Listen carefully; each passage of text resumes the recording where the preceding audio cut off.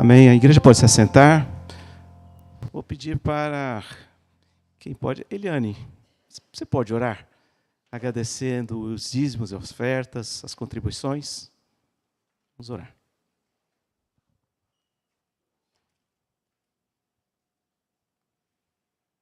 Senhor nosso Deus, muito obrigado, Pai, porque podemos estar aqui na sua casa para honrar e bendizer o seu santo nome, Senhor. Neste momento queremos te agradecer, ó Pai, pelos dízimos e ofertas que foram colocados na tua presença, Senhor. Não só os que foram depositados no gasofilácio, mas a todos aqueles que também contribuíram, Senhor, de forma digital, depositando e fazendo a contribuição, Senhor, e devolvendo esse dinheiro que a ti pertence, ó Pai.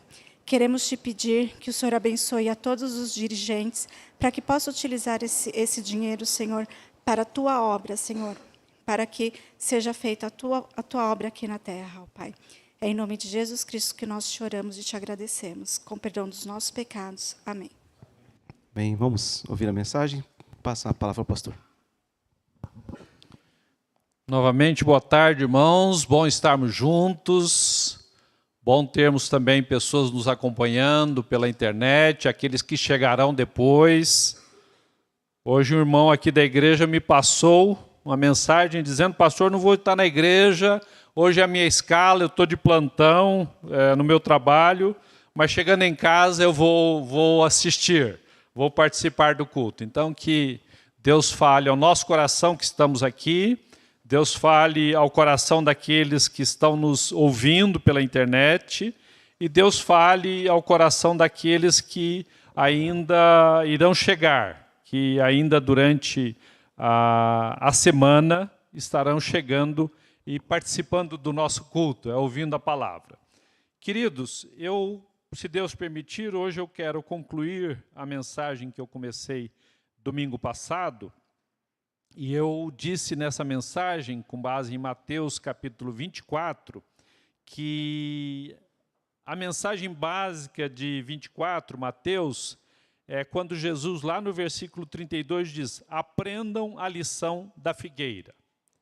Quando os seus ramos renovam e suas folhas começam a brotar, vocês sabem que o verão está próximo. Assim também, quando virem todas essas coisas, saibam que ele está próximo às portas. Saibam que o Filho do Homem está às portas. Então, é nesse sentido. Nós estamos olhando, fazendo a leitura do nosso ambiente, do que está acontecendo na sociedade, e, mais uma vez, nós estamos declarando: Jesus Cristo está voltando.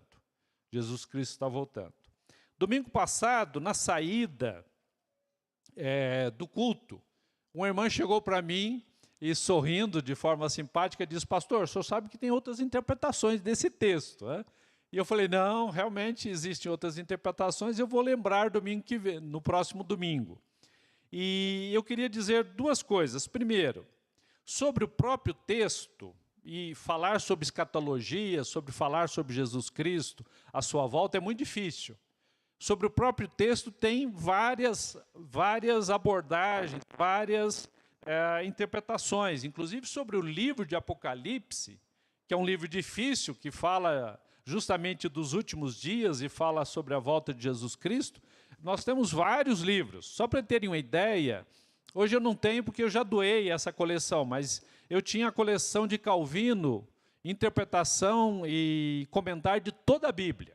Era uma publicação em inglês, vários livros, encadernação especial, e eu comprei, não estava usando tanto, acabei doando para o irmão pastor. Espero que ele esteja usando, né? Mas Calvino comentou toda a Bíblia, todos os livros da Bíblia, menos Apocalipse. Porque quando nós falamos sobre profecias, sobre os últimos tempos, realmente fica difícil. Então, mas eu gostaria de destacar dois pontos sobre a lembrança dessa irmã, que é importante. Primeiro, sobre o texto. Existem três abordagens sobre o texto. Primeiro, alguns dizem que o texto trata da destruição de Jerusalém e da vinda de Jesus. Ou seja, ele só está falando disso, da destruição de Jerusalém e da vinda de Jesus. Outra interpretação é que o texto trata só da segunda vinda de Jesus Cristo, que não estaria tratando da destruição de Jerusalém. Outra abordagem é que trata da destruição de Jerusalém e do julgamento final do mundo, e não exatamente da volta de Jesus. Como é que eu compreendo? Eu compreendo aquilo que eu falei na exposição passada, que Jesus Cristo está respondendo duas perguntas básicas dos discípulos, lá no versículo 3. A primeira pergunta: quando é que essas coisas acontecerão? Quando é que o templo vai ser destruído? Então, entendo que, em grande parte, Jesus está respondendo essa pergunta: quando é que Jerusalém seria destruído? E a segunda pergunta é: quando será o sinal da tua vinda e do fim dos tempos? Isso lá no versículo 3. É assim que eu entendo o texto. Outra questão é o seguinte, e essa é uma questão que mexe muito com a gente, e a minha visão, e eu acho que eu passei isso, é que os crentes passam pela chamada grande tribulação ou não? Nós vamos ver sofrimentos, padecimentos, perseguições. Os crentes passam ou não passam? Eu gostaria de estar errado, mas eu acho que passa. Eu torço para que eu esteja errado. Mas existem pensadores e teólogos sérios que dizem que a igreja não passa. São três correntes: pós-milenista, amilenista e pré-milenista, esses nomes estranhos aqui. O pós-milenismo praticamente desapareceu, porque os pós-milenistas diziam o seguinte: o mundo vai melhorando, vai melhorando, vai melhorando, até que esteja tão bom que Jesus Cristo volta. Vocês estão vendo o mundo melhorar? Não. Então o pós-milenismo era assim era meio poliana, achava que tudo ia melhorando e ia correr. Não. Então o pós-milenismo, poucas pessoas creem hoje em dia, mas tem duas correntes importantes, que são os amilenistas e os pré-milenistas. Eu não vou entrar em detalhes sobre isso, mas só com respeito a passar ou não pela grande tribulação. Os amilenistas, que é a minha posição, e a Igreja Presbiteriana não tem doutrina sobre isso.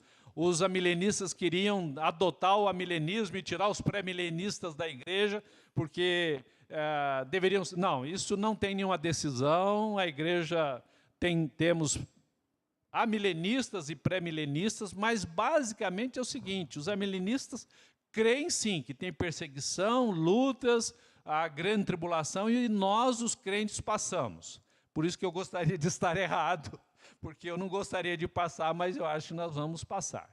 E os pré-milenistas dizem: haverá dificuldades, tribulações, mas Jesus Cristo vem e volta e busca a sua igreja.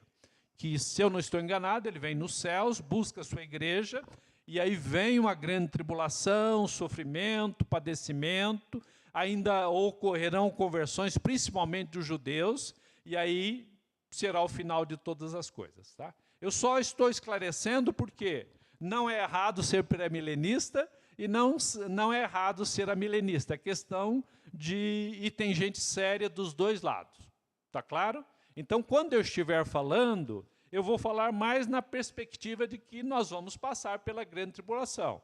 Você pode dizer: não, pastor, eu acho que o senhor está errado e nós não vamos passar. Amém. Eu gostaria de não passar mesmo, mas talvez nós vamos passar. Está claro isso? Então, seguindo e completando a nossa mensagem de domingo passado, nós estamos lá em Mateus capítulo 24, eu li até o versículo 14. Eu gostaria de ler a partir do versículo 14, o versículo 15, e vou ler hoje até o 28, que nos diz o seguinte: quando, pois, virdes, deixa eu só confirmar a minha versão, ok? Quando, pois, virdes o abominável da desolação, Mateus 24, 15, de que falou o profeta Daniel no lugar santo, quem lê entenda, então os que estiverem na Judéia fujam para os montes, quem estiver sobre o eirado não desça tirar de casa alguma coisa, e quem estiver no campo não volte atrás para buscar a sua capa. Ai das que estiverem grávidas e das que amamentarem naqueles dias. Orai para que a vossa fuga não se dê no inverno nem no sábado, porque neste tempo haverá grande tribulação, como desde o princípio até agora não tem havido e nem haverá jamais. Não tivessem aqueles dias sido abreviados, ninguém seria salvo. mas por causa dos escolhidos, tais dias serão abreviados. Então, se alguém vos disser, eis aí o Cristo, ou ei-lo, não acrediteis, porque surgirão falsos cristos, falsos profetas, operando grandes sinais e prodígios, para enganar, se possível, os próprios eleitos, o que não é possível. Eu que estou acrescentando. Vede que vô-lo tenho predito. Portanto, se vos disserem, eis que ele está no deserto, não saiais, ou ei-lo no interior da casa, não acrediteis, porque assim como o relâmpago sai do oriente e se mostra até no ocidente, assim há de ser a vinda do Filho do Homem. Onde estiver o cadáver, aí se ajuntarão os abutres. Conforme eu disse, nós não sabemos quando Cristo volta, nós não sabemos se é hoje, se é amanhã. A igreja sempre teve e tem a perspectiva de que Cristo está voltando. Por quê? Porque realmente as coisas estão complicadas. Lutas, dificuldades, doenças. Ontem eu dei uma carona para o meu filho, a minha nora e para a minha neta. Na verdade, eu dei carona para a minha neta. Aí meu filho e minha nora foram juntos, né? Ela falou, vovô, você vai com a gente? Eu falei, eu vou com você sim. E nós estávamos conversando e falando de lutas e dificuldades, e minha nora falou, Jones, tem muita gente jovem, doente, morrendo.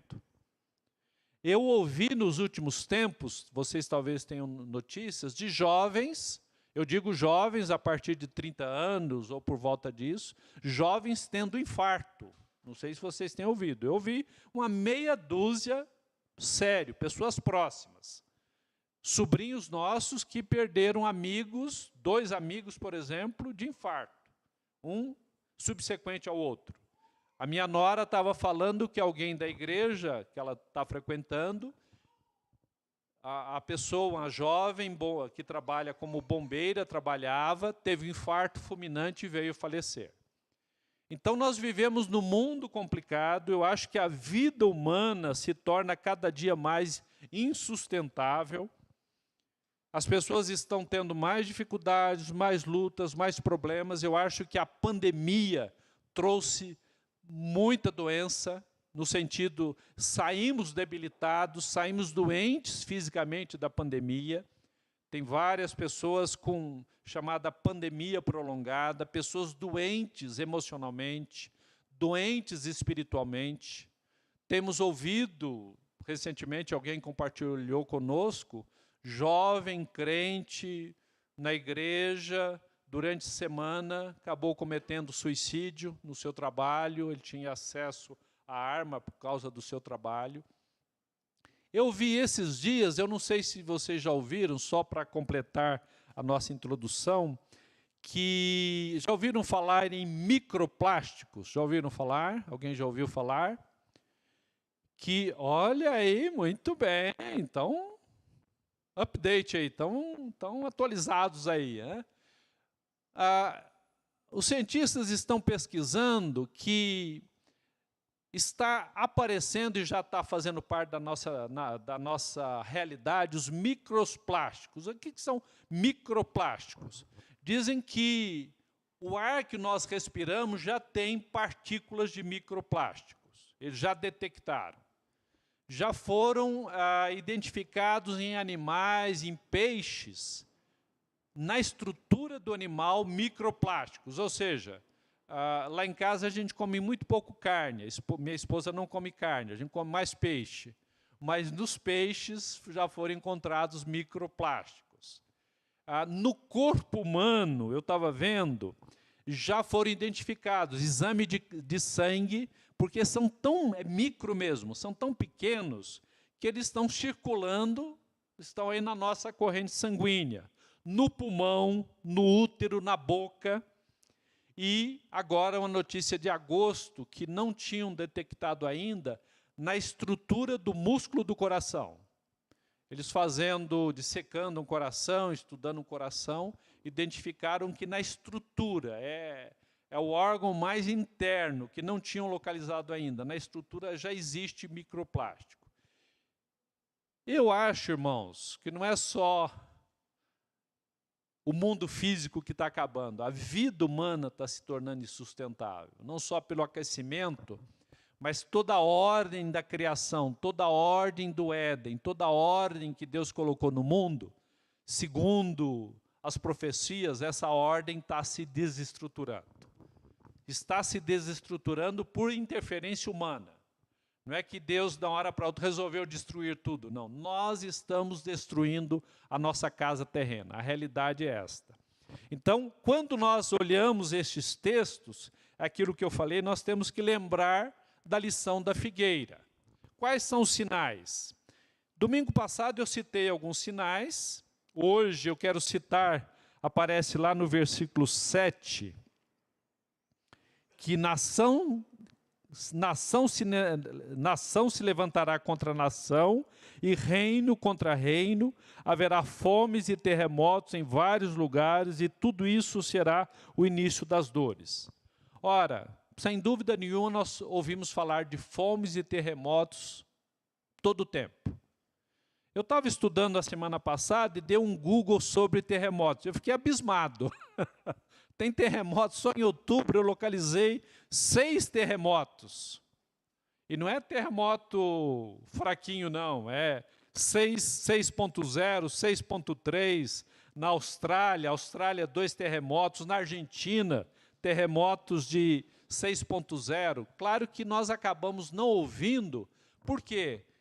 Muitas vezes eles estão distantes, ou no mar ou em regiões onde não tem pessoas morando. Então isso passa batido. Acabamos não vendo no jornal da noite, no jornal do final do dia sobre os terremotos. Mas esta é uma realidade. Falei domingo passado que nos chama a atenção quando Jesus diz no versículo 6. Como é que nós devemos agir? Jesus diz, não tenham medo. Ou seja, eu estou trazendo isso, falando sobre isso, pregando sobre isso, não para que as crianças, não querem ir mais naquela igreja, não, sair com medo. O pastor me assustou, hein? Falando de fim de mundo, sofrimento. Não, não é isso. Jesus diz, não tenham medo, eu estou com vocês. Eu vou caminhar com vocês, vou dar suporte a vocês, vou sustentá-los, vou abençoá-los, vou fortalecê-los para que vocês consigam passar, porque não tem jeito, o barco é um só. Eu lembro do Dr. Shedd fazendo exposição bíblica sobre que nós estamos no mundo e sofremos os problemas do mundo, é o barco do mundo. A igreja está nesse barco com todo mundo, não tem jeito. Mas Jesus diz também o seguinte, ainda não é o fim. É necessário isso acontecer. É necessário que essas coisas aconteçam. É irreversível. Na verdade, o mundo está num certo desequilíbrio que não dá mais para desequilibrar, não dá para parar o mundo, como o Raul Seixas pediu, parar o mundo que eu quero descer. Não dá. Não dá para parar, fechar as fábricas, parar tudo, desligar os carros. Não dá mais. Nós caímos numa armadilha. Então essas coisas irão acontecer, mas não podemos ter medo. E Jesus Cristo diz no versículo 8, este será o início das dores. Na verdade, nós estamos assistindo o início das dores. Depois, no versículo 9 e 10, nós encontramos novos sinais, que são sinais de perseguição, que diz, eles os entregarão para serem perseguidos, condenados à morte, vocês serão odiados por todas as nações por minha causa, e continua no versículo 10. Estou falando como amilenista, ok? Eu entendo, queridos, que esta palavra é tanto para os judeus quanto para os gentios, para os cristãos. E domingo passado eu falei o seguinte, a gente tem uma visão muito romântica e muito cega a respeito dos judeus, como se judeu fosse bonzinho, se não cometesse não matasse as pessoas, se não revidasse na mesma moeda, se não fosse injusto, não. E judeu deixou de ser o povo escolhido porque a igreja, incluindo os judeus, são o povo escolhido. Mas os judeus precisam se arrepender, precisam aceitar Jesus Cristo, precisam viver segundo Jesus Cristo vive, e ele precisa se converter também. Mas o judeu, por ser judeu, conforme o Velho Testamento, ele sempre foi odiado perante a história. O grande problema é o seguinte, nós cristãos e nós judeus espirituais, nós vamos responder da mesma forma? Esse é o grande problema. Quando recebemos o mal, nós vamos devolver o mal? É isso que Jesus Cristo diz para nós? Esse é o grande problema. Mas entendo que, como sinais dos tempos, os judeus são perseguidos e nós, Israel espiritual, somos perseguidos. É nesse sentido que eu entendo que nós iremos passar por lutas, dificuldades, aumentam problemas, aumentam perseguições, e nós vamos passar sim. No versículo 14, depois de falar tudo isso, Jesus vai dizer o seguinte: e esse evangelho do reino será pregado em todo o mundo. Esse evangelho do reino será pregado em todo o mundo como testemunha a todas as nações, e aí então virá o fim. Não sabemos quando será, não sabemos de que forma será, mas nós sabemos que os dias estão terminando. Não sabemos se será no nosso tempo, no tempo dos nossos filhos, no tempo dos nossos netos. Eu não sei se acontece isso com vocês, agora sendo bem pastoral. Mas isso deixa a gente um pouco triste, não deixa? Eu fico triste. Puxa vida, por pior que esteja o mundo, mas essa é a nossa casa. Ainda tem coisas tão bonitas, né? Ainda existem coisas tão belas na natureza, existem ainda pessoas boas. Existem pessoas que ainda nos abençoam. E ao mesmo tempo a gente precisa trabalhar, precisa comer, precisa vestir, precisa sustentar o nosso lar. Como é que nós devemos viver? Daqui a pouco o nosso coração, nós estamos tão sobrecarregados, tão preocupados, que a gente começa a perder a alegria. A gente tem Cristo no coração, mas a gente começa a perder a alegria por vivermos num mundo tão difícil. Não acontece isso? Pode acontecer, mas não é a vontade de Deus. E eu quero completar essa exposição, fechar essa exposição, através de um texto que, me fez muito bem ao coração, que é o texto de 1 Pedro. E quando você sentir tristeza, o que você vai fazer, como vai fazer? É lá no finalzinho, depois de Hebreus, 1 Pedro, capítulo 4, do versículo 7 ao versículo 11, que é como viver nos dias maus, como viver o nosso dia a dia, como enfrentar as lutas e as dificuldades. E Pedro, que é um apóstolo muito prático, ele nos diz o seguinte: ora, conforme falou Jesus, conforme falou o apóstolo Paulo, o fim de todas as coisas está próximo. Aí ele diz, como é que nós devemos viver? Sede, portanto, criteriosos, sóbrios, falamos sobre sobriedade hoje na escola dominical, e sóbrios a bem das vossas orações. Acima de tudo, porém, tende amor intenso uns para com os outros. O texto de Mateus, Jesus diz, o amor se esfriará de quase todos. Não diz isso? Mas o amor não deve se esfriar no meio do povo de Deus. Não deve se esfriar. Pelo contrário, o apóstolo Paulo diz que o amor seja intenso uns para com os outros. Por quê? Porque o amor cobre multidão de pecados. Sede mutuamente hospitaleiros.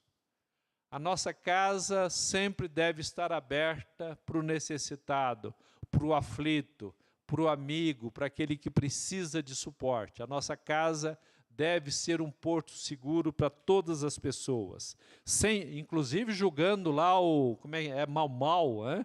É uma forma de ser hospitaleiro, brincando, acolhendo, estando com as crianças, estando com os adolescentes. Nós precisamos ser hospitaleiros, sem murmuração. Servir uns aos outros, cada um conforme o dom que recebeu, como bom despenseiros da multiforme graça de Deus. neste mundo tão mau, neste mundo tão difícil, neste mundo tão sem amor, neste mundo tão cruel, como é que as pessoas podem saber da graça de Deus? Através das nossas vidas, é isso que o apóstolo Paulo está falando. Sermos despenseiros da multiforme graça de Deus. Se alguém fala, fale de acordo com os oráculos de Deus. Se alguém serve, faça-o na força que Deus supre, para que em todas as coisas seja Deus glorificado, por meio de Jesus Cristo, a quem pertence toda honra, toda glória, todo domínio pelos séculos dos séculos. Amém. Queridos, os sinais da figueira estão aí. Vivemos dias difíceis, não sabemos quando é o fim, mas nós temos que nos fortalecer, temos que nos amar, temos que amar uns aos outros, temos que respeitar uns aos outros e, acima de tudo, temos que trabalhar no reino de Deus, cada um com o seu dom. Nós falamos isso na escola dominical.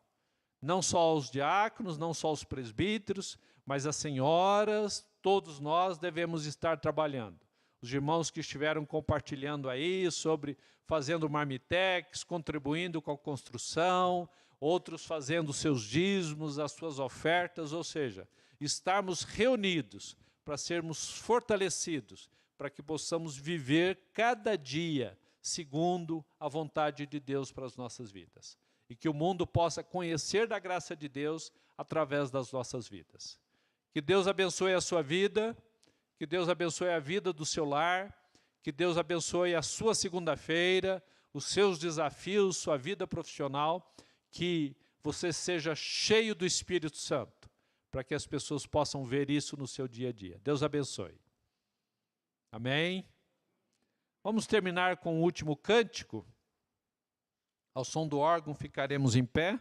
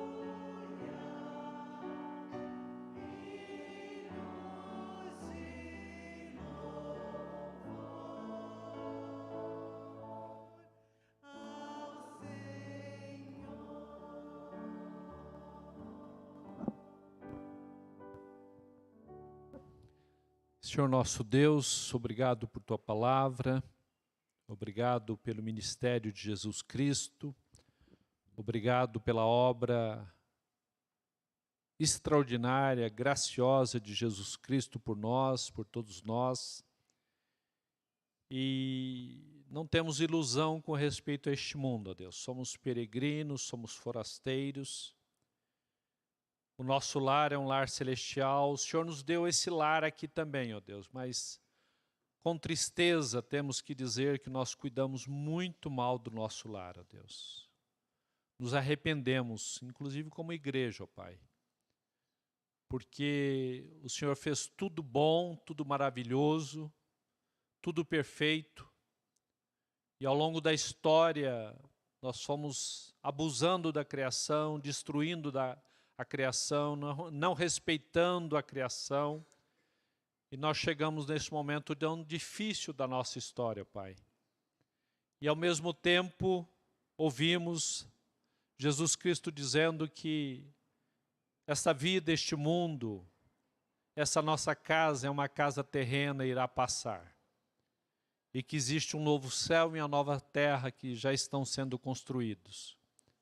Por isso, ó Deus, fortalece-nos, dá-nos esperança, abençoa-nos de tal forma que possamos, conforme disse o apóstolo Pedro, possamos viver de uma forma reta, digna diante do Pai, do Filho e do Espírito Santo, ó Deus. Fortalece a tua igreja, ó Deus. Derrama do teu Santo Espírito sobre a tua igreja. Dá-nos paz, ó Deus, dá-nos paz. Dá paz, Senhor, ao nosso coração.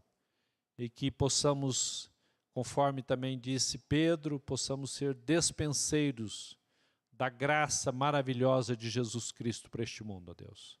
E nós oramos em nome de Jesus. Amém, Pai. Queridos, amados de Deus, comprados pelo precioso sangue de Jesus Cristo, nosso Senhor, ide em paz. Que o amor de Deus o Pai, que a graça maravilhosa de Jesus Cristo e que o consolo, o poder e a companhia do Santo Espírito estejam com os amados irmãos e com todo o povo de Deus, hoje, eternamente. Amém.